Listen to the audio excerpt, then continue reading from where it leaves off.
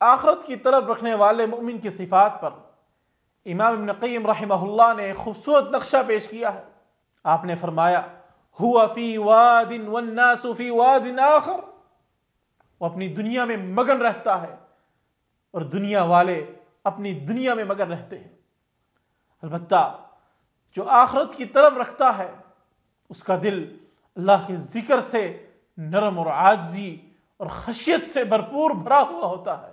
اس کی زندگی کا مرکز و محور اللہ کی ذات ہوتی ہے۔ اس کی تمام آرزوئیں اللہ کا قرب پانے میں ہوتی ہیں۔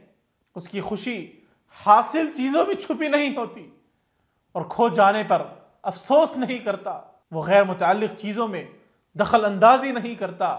اس کی صفات میں سچائی، عفت، ایثار، عاجزی، حلم اور وقار شامل رہتا ہے۔